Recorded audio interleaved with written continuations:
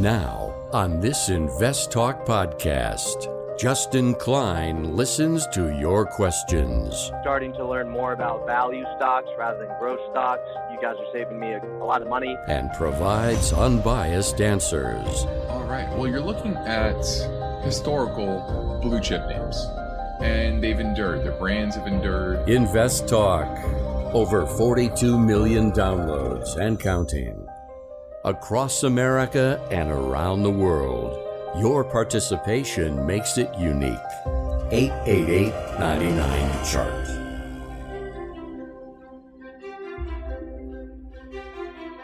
At a time when investors are confronted with market volatility and a variety of challenges fueled by the uncertainty of inflation, unsettled geopolitical tensions, and economic pressures, Justin Klein and Steve Peasley stand ready to take your finance and investment questions and share their unbiased answers. This is Invest Talk, independent thinking, shared success. Invest Talk is made possible by KPP Financial, a registered investment advisor firm serving clients throughout the United States. The clarity for your path forward starts now. Here is KPP Chief Executive Officer, Financial Advisor, Justin Klein.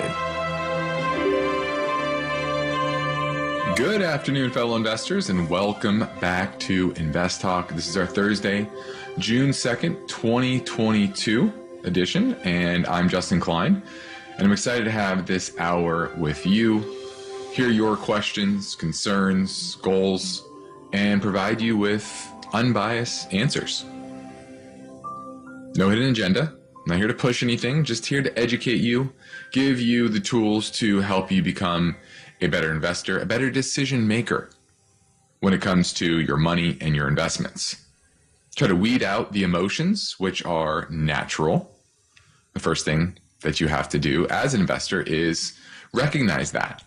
Recognize that emotions are going to happen, but it's about tamping down on those emotions as much as you can and ignoring them as much as you can. Focusing on your goals and sound logic, sound strategy. And in today's investing situation, it's very different from what we've been dealing with the past several decades. Higher inflation, higher interest rates, and a more volatile geopolitical situation. And with all that, it makes it more difficult to navigate in some ways, but easier in others.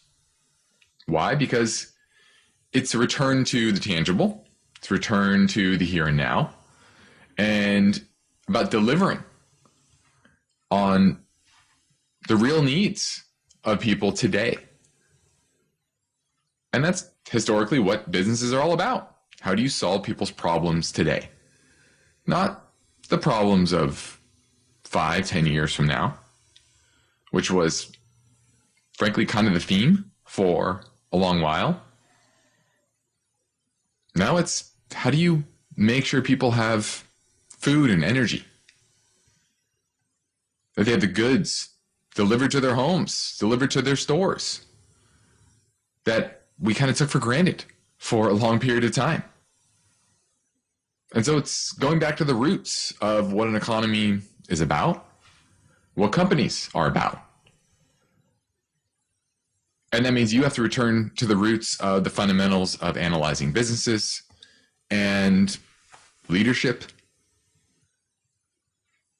and the stability of the businesses. And stability can mean multiple things. It can mean stability of their supply chains, stability of their workforce, stability of their financing. Are they reliant on external financing, raising capital, selling shares, selling bonds? Or are they self-sustainable? And so we are in a world where sustainability means a lot different, many different things than what you heard of or you thought of sustainable just a few years ago.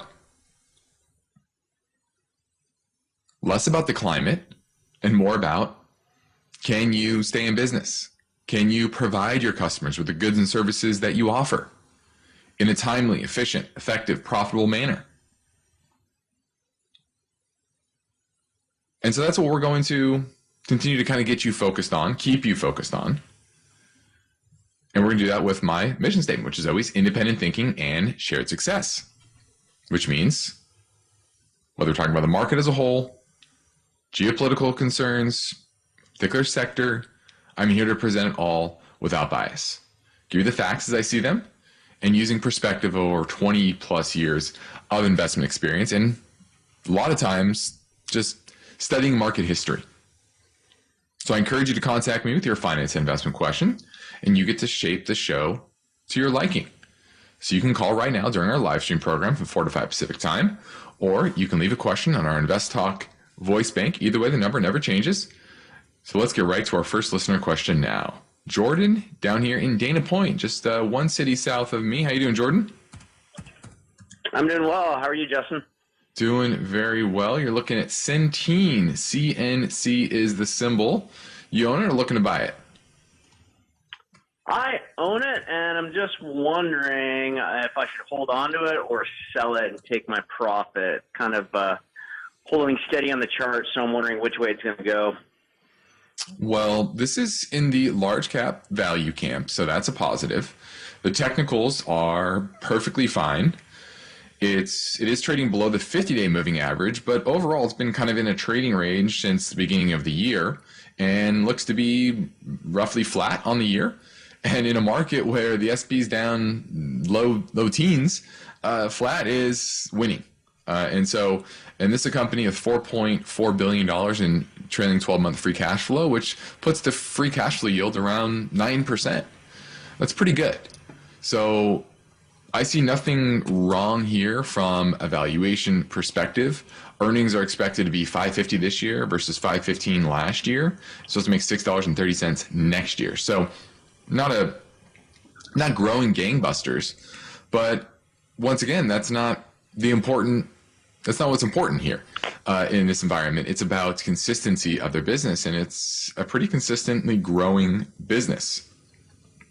Return on equity has come down, but still positive, solid. They have issued some more shares recently. That probably worries me the most. They went from 420 million shares in 2019 to 591 million shares outstanding today. Why is that? Is that did they buy another company? Or what are they doing with that capital? Because they're not paying a dividend, right? Typically that happens with companies that are paying too high of a dividend. They're having to finance that with share sales, et cetera. And that's usually unsustainable. So I want to know why that is.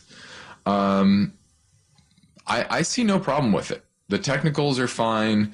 The fundamentals are fine. It's not super cheap, but it's definitely not expensive at all. So I would hold on to it. I like the space that it's in. For everyone out there, probably don't know this, they provide managed healthcare services through government subsidized programs. So dealing with Medicare, Medicaid, supplemental insurance, and yes, and that's 68% of their business is that Medicaid supplemental. So with more and more baby boomers retiring, I see no reason to be mad at this company. So I would hold it. Thanks for the call, Jordan. Now we're moving into a break. I'm ready for your questions now. Any topic of concern, such as stocks, finance, anything money related, give me a call. This is Invest Talk at 888-99-CHART.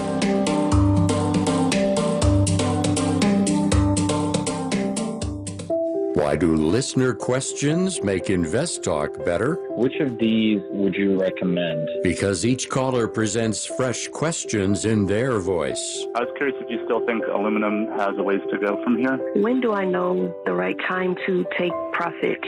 Should I be looking for an exit? Should I be holding here? And listeners instinctively realize that Invest Talk uniquely offers a welcome dose of investing satisfaction. I think you have a terrific show, and I've learned a whole lot. Hey guys, love your show. I've been listening for several years now, and I've Learned a lot. Justin Klein and Steve Peasley understand what investors need and want. I would look at it from a tax perspective. If there's no tax implications, move on, find better ways to use that money. I'm going with the odds. I think a half position now would at least get you in it and get you watching it so you won't lose track of it. Don't forget to call Invest Talk 888-99-CHART.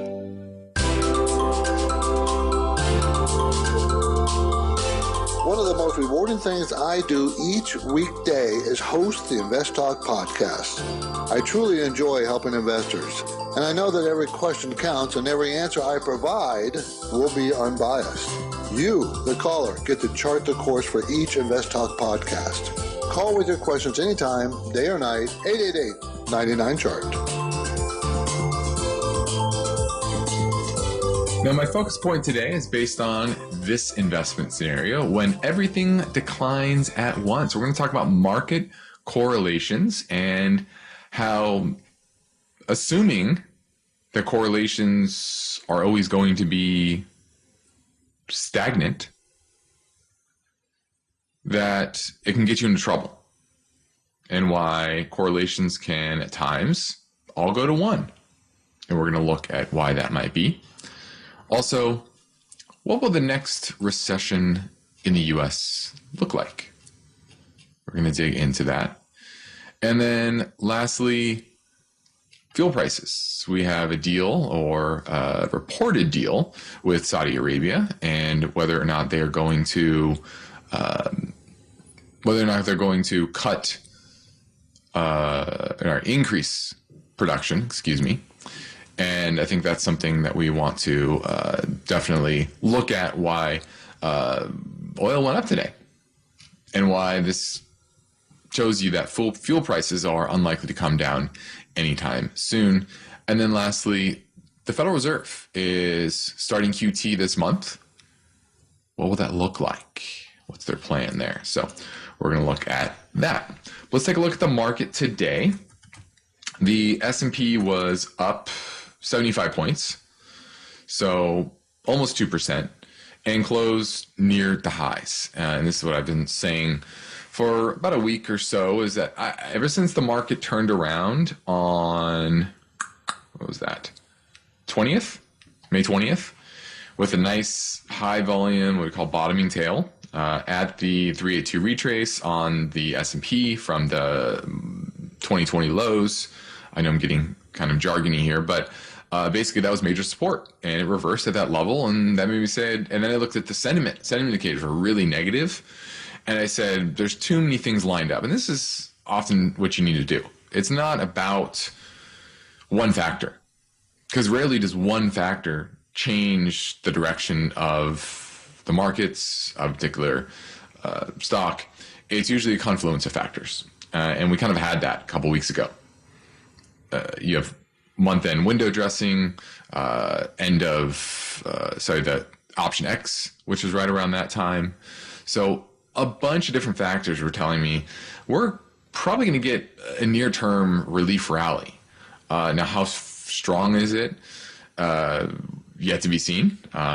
We're still moving higher. I think we do move into the 4250-ish range on the S&P. Now we're at 4175. So, another day like today, you can kind of get there. So in the middle of the month, when QT really starts, which we'll talk about, I think that is probably the time frame where I expect this rally to potentially fizzle out. But hey, that means we have, let's see, 1, 2, 7, 8 more trading days before we hit middle of the month. Doesn't mean we're going to be up every single day, but the general tenor of the market is a relief rally. Part of that today, I believe, was the hope that Saudi Arabia will pump more oil, bring down oil prices, bring down the pressure on inflation, and thus the pressure on the Fed to tighten policy. And in my mind, that's what really drove the market's rally today, especially closing on the highs, which bodes well for a follow through tomorrow. Now let's pivot to the InvestTalk voice bank for a call that came in earlier on 888-99-CHART. Hey, Steve or Justin, this is James from Georgia. Big fan of the program. I've got a question about Disney, DIS.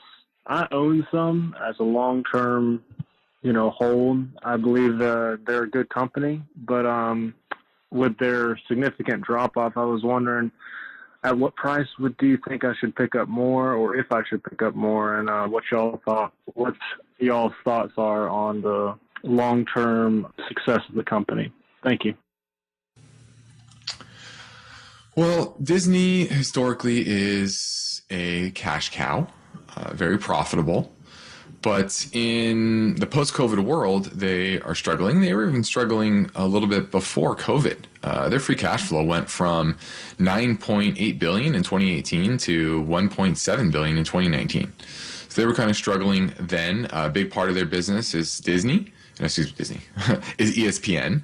And that's certainly, I think, getting disrupted a bit by independent media channels and cord cutting, which was a big source of their revenue, were cable providers or cable subscribers, And then Disney Plus was launched, and that started off well, but subscriber growth since has been pretty lackluster. And still good, but not as much as the market had expected or hoped. And that's just the nature of the COVID shutdown and kind of the trends there. So where is the buy point to pick it up? I still say $80. It's at $110 today. Thanks for the call. Running to a break, so give me a call at 888-99-CHART.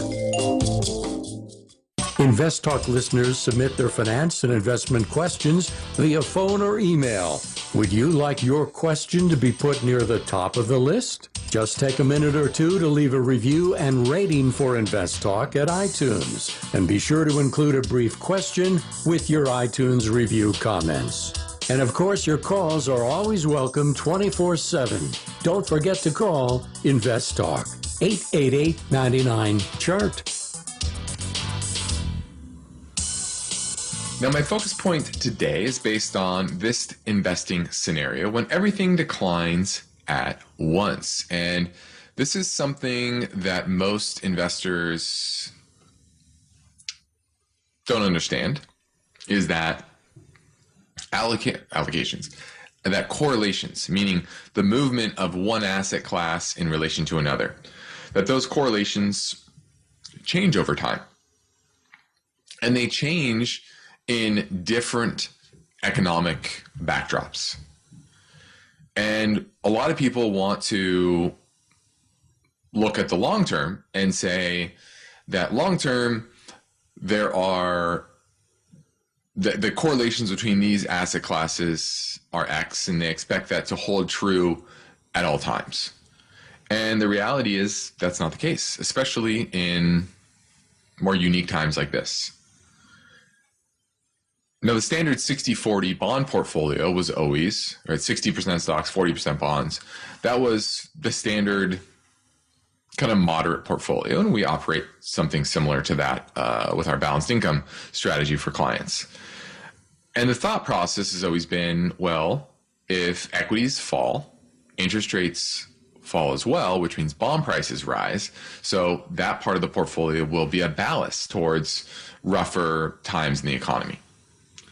And vice versa, when business is good, economy is good, interest rates will rise, and that might be a headwind to bonds. They probably won't go up a lot, but you won't lose much because you're getting interest income as well. So any decline in those bonds is going to be minor overall in total return, and you're going to get the upside of the equities. Okay, and that's kind of their standard 60-40 bond portfolio and have that steady longer term appreciation. Well, that's when a few things happen. When interest rates are reasonable, which they have not been for a better part of a decade, and bond or stock valuations are also reasonable. And with central bank intervention, that's kind of gone haywire, right? That expected return from each asset class being decent over time. Now, for asset allocators, it's pretty customary to consider the possibility of future returns may differ from those in the past and adjust forecasts accordingly. And what most investors don't realize is that those expected returns are based on a lot of assumptions.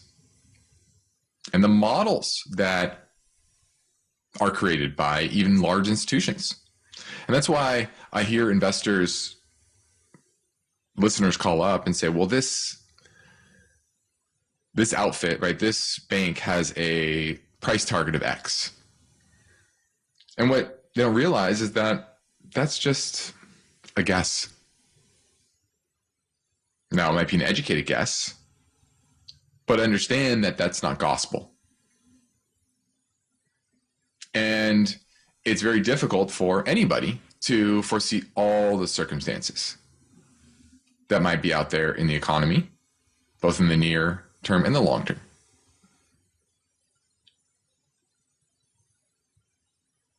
And investment participants overall, they react not only to what occurs outside of asset prices, but also what changes within them as well. And the fact that there can be contagion, meaning what happens within one sector of the market, whether that's US stocks or it's mortgage bonds or it's gold, whatever it is, can have an impact on another, which that can be very different than the inputs that you put in some sort of a model, right? Growth rates, interest rates, currency risk, cost of capital, et cetera. And so what happens here is that over time, those models are never going to encompass everything that could happen within their expected outcomes. Your algorithm, your model is only good as your inputs. And while expecting what has happened in the past to continue is a good starting place, what most people don't realize is that those, once again, are guides. They're not laws of the market. It's not a law that equities and bonds are inversely correlated. And if one goes up, the other goes down. Just look at right now. Basically, since April, gold, bond market, stock market, Bitcoin, they've all been going down. And that's a confluence of two things: inflation fears as well as recessionary fears, which we haven't had a combination of those two fears in a long, long time. So when you're looking at market correlations and expected outcomes, you have to envision a few scenarios. One is recession, basically deflationary shock. Two, an inflationary shock, which we're seeing now, and widespread investor panic. So markets dysfunctioning. So understand that these shocks can happen, and you need to account for them in your portfolio. We're heading to a break, so give me a call at 888-99-CHART. Have you heard about Shopify? You should.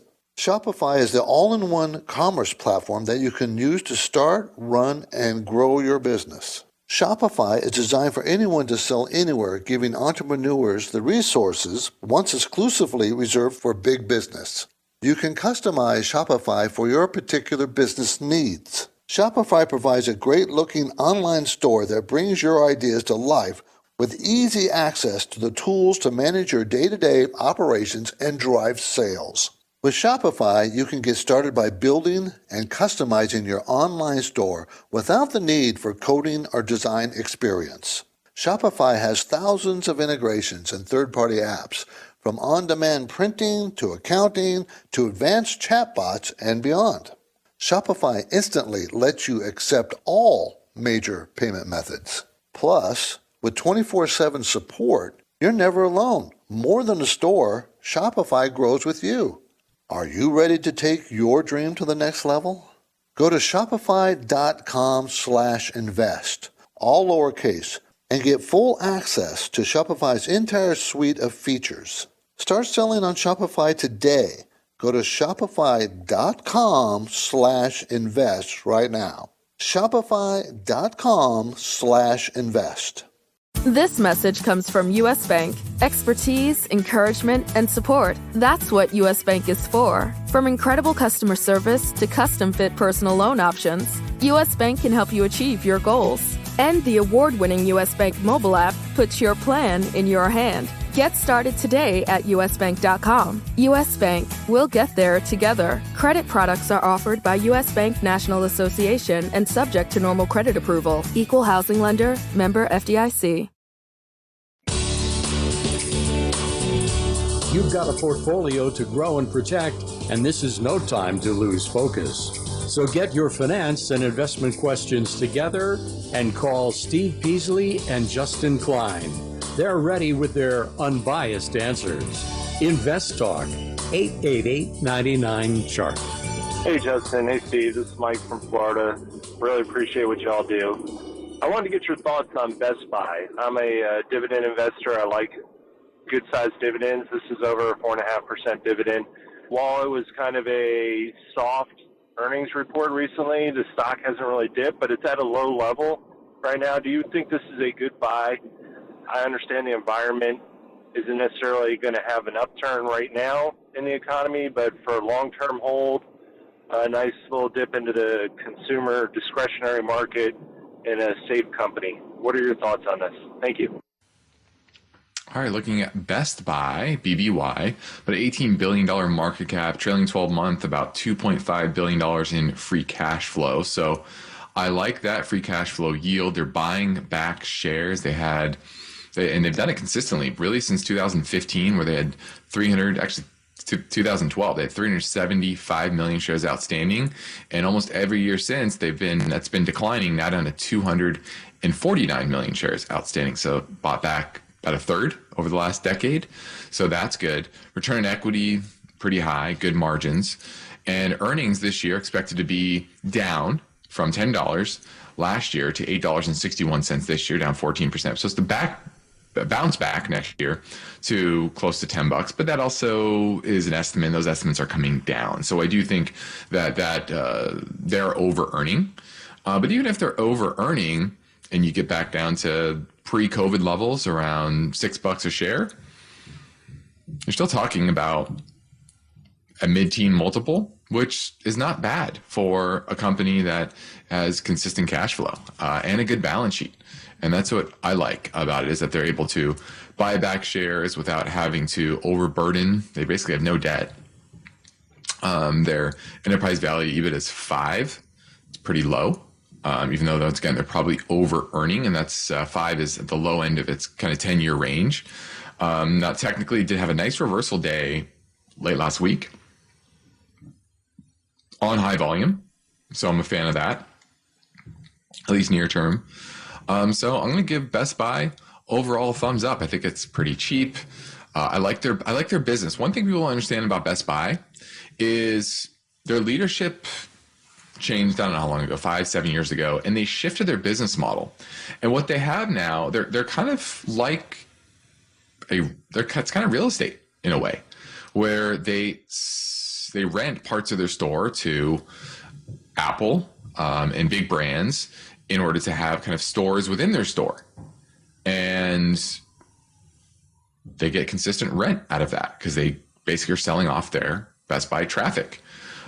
So while I think they are over earning, as long as they can get reasonably back, stay reasonably near or above what they're making pre-pandemic, I think it's still a relatively cheap company, because back then they still were doing free cash flow of nearly $2 billion.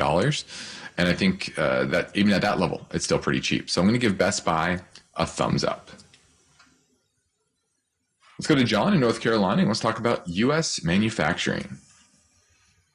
Yeah, hey, Justin. Hey, first I wanted to just say that I've really been enjoying the weekly market analysis you've been putting out on Fridays on the YouTube channel. So just for anyone who it's been something I pull up on the treadmill Saturday morning. So my question about U.S. manufacturing. So I've heard you talk about sort of predicting a potential onshoring of manufacturing as sort of a reaction to the pandemic exposing some of the issues with outsourcing, offshoring, globalization, those kinds of things. I'd be really curious to know if there are a couple of industries within the manufacturing sector that you are keying in on, that you're looking for maybe for that to really kind of, I don't know, so targeting, I guess, maybe one or two industries within the sector that you see as ripe for that sort of onshoring movement. Yeah, I think number one would be automation. You know, if you're going to build a modern factory back here in the U.S. where the cost of labor is going up, our job market is probably going to be tight for a long while, decade or two, now that all these baby boomers are retiring and we don't have the requisite population to working age population to refill that probably for another 20 years. And so wage growth is probably going to be above average. And that means you need to rely as much as you can on the, automation and try to have least amount of workers as you possibly can as well. So that's number one. Obviously, anything related to heavy machinery, that's going to be in big demand. Engineering, being able to rebuild our infrastructure here in the U.S., as well as just the building new buildings that are needed for this transition.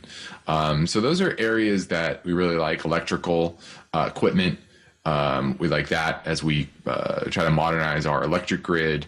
And things are becoming more electrified with EVs. I think that trend is going to continue. Who are the winners? I think it's going to broaden out beyond just Tesla so far. So, those are just a few of the areas. Obviously, there's a lot of kind of subsectors within the industrial space that are interesting. Raw materials are always good. Zinc, copper.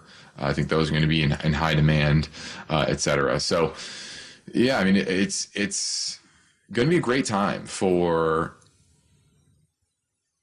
American industrial companies to help big business reindustrialize our country in a big, big way. And, it's happening quietly, and it's not a giant boom quite yet, but it's more kind of consistent growth. And you look at that with CapEx spending here in the U.S., it's definitely well above where we were pre-COVID. And that's just an indicator that businesses are investing back in America because they see the geopolitical risk, because they see just-in-time inventory not as resilient, right? They're investing in resilience of supply chains, and they can see how that can wreck their business if they can't get the products that they need. So those are some of the areas that I think are going to do very, very well as this trend continues for, I think, the better part of the next decade. Thanks for the call, John. Loved it. Love that question.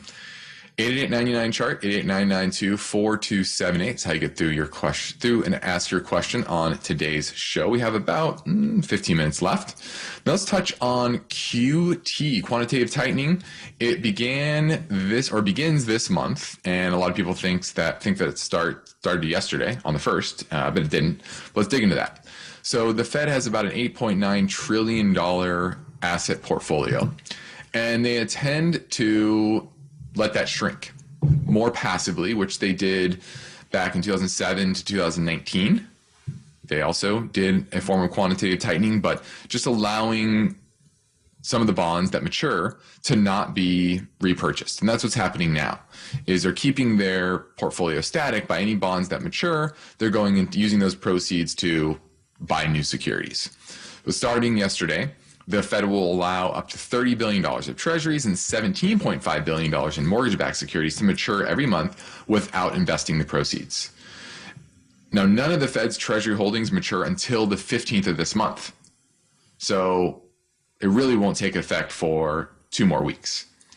Now, in September, the Fed will allow double that, $60 billion in Treasuries, $35 billion in mortgage-backed securities to run off its portfolio. Now, the Fed has also said that they want to primarily own Treasuries within their portfolio over the long term. So I think that is a shift to monetize the debt and not incentivize housing prices to go above longer term income growth, which kind of has. And I think the Fed has facilitated part of that by keeping mortgage rates uber low. And so they haven't ruled out selling some of their mortgage-backed securities, but mainly they're going to let that shrink over time due to prepayments and runoffs. Now, the issue, though, is with mortgage rates up and refinancing basically non-existent, the runoff is going to be a lot slower than they're kind of leading on. Because how runoffs work is you have a mortgage, and it's owned by the Fed because they purchased it. That's over some period of time as part of a larger mortgage-backed security. And you go and sell your house, you pay off that mortgage. That's a prepayment. Or you refinance your existing mortgage. That's also a prepayment, right? That can cause a runoff. But with rates so high, housing activity falling, right? Purchases falling overall, and refinancing almost nil. That target is going to be probably far lower than you would expect if mortgage rates were back down to around 3%. Okay. Now, what happens to this money? Well, basically, this is just being pulled out of the financial system. When the Fed goes and buys, it does QE, they're typically buying these assets from large banks, and those banks are typically holding it in reserves. And that's why the initial round of QE overall didn't create a lot of inflation, because that money didn't get out there in the economy, because the banks were not lending in a big way. They didn't really start lending until about 2012. And that's when the housing market started to take off again.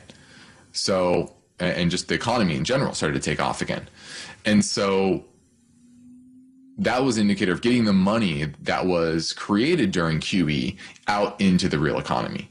Now the question is, how does that money move into the real economy?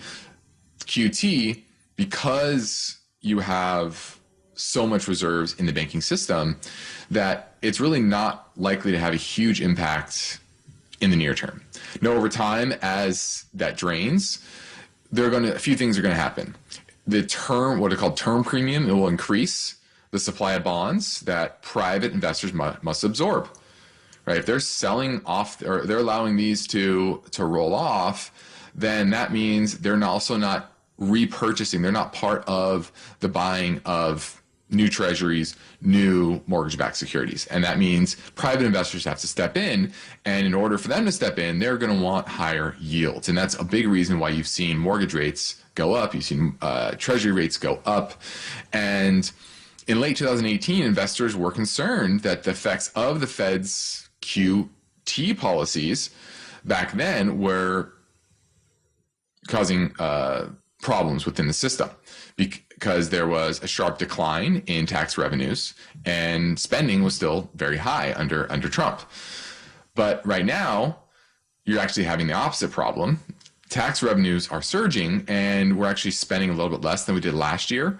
But those tax revenues, because of asset prices falling now, are likely going to reverse. So I think this is actually going to be an issue maybe next year, the year after, saying, hey, now that we're not getting all this tax revenue from capital gains, what effect is this going to have on the Treasury market as issuance continues to go up? Because I don't think government's going to spend less. But you can see with asset prices kind of coming down, that's clearly going to have an impact on tax receipts, but probably not a huge impact on the Treasury market for another year or so. So then the next question is, when will the Fed stop their QT process? And they're still not they have an idea, but as we all know, typically the Fed will break something and then they will reverse course in some way. And I think that'll be the case over the next 6 months or so. Now, when will that be? We shall see. But I wanted to give you a rundown as we enter the month of June, the first month of QT. Now, summer is almost here, and I bet a lot of people feel like this year is moving by pretty fast. Maybe not. Maybe the volatility in the market is saying, wow, I hate this year. and the inflation. People saying this year needs to get over. Who knows? But either way, we are moving into the summer. Now, the summer is a time where I do think there's going to be a bottom of the market. The early summer, latter summer, I probably think latter summer, but this is also a time where volatility tends to pick up. And the question is, are you prepared for that? And are you prepared for that rebound?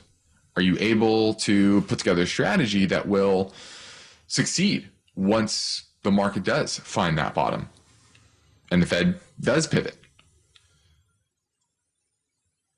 And so I encourage you to take advantage of our free portfolio view assessment via telephone or GoToMeeting if you need help. And you can set that up by reaching out to us through investtalk.com or our office. You can call our office, 800-557-5461. We'd love to help you in any way. Just a short 10-minute conversation can do wonders. So please reach out if you need help optimizing your portfolio. Let's go to Noel in Napa looking at BKE. Yeah, hi, Justin. Sorry to bring it up again, I guess, but you discussed it yesterday, and that's when I became aware of it. And it really sounded interesting when you talked about it. And so I looked at it today on my TD Ameritrade website, and it listed as a value stock. And, of course, you wouldn't have talked about it if it wasn't a value stock. But then I clicked on another thing, somebody that on the TD Ameritrade site, Zacks, they like the company, but they call it a growth company. And so why would they do that? It's probably a value company. I don't know why they might consider it a growth company. Maybe because it was growing nicely last year. A lot of that had to do with COVID shutdown and people finally being able to get back out and spend money, and a lot of consumers had money to spend and needed an update to their wardrobe. And so Buckle is a popular place for that. They have stores in 42 states. So, but I would call it a small cap value name myself. Now we're heading into our final break, so give me a call at 888-99-CHART.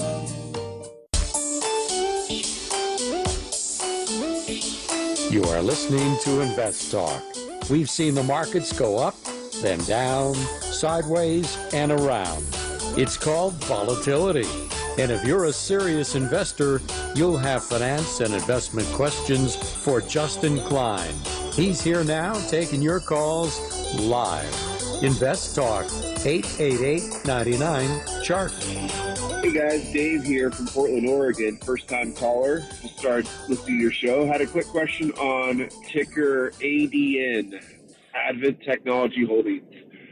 I sold this last year at 16, 17 plus during, December Q4 to now. Stock has gone down to a whopping $1.36. So I've been buying as much as I can in my cash account while holding on to some shares at $6 in my 401k.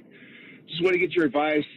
Company, fuel cell for hydrogen, and I just feel like by 2030, this could be a nice return. Just wanted to get your thoughts.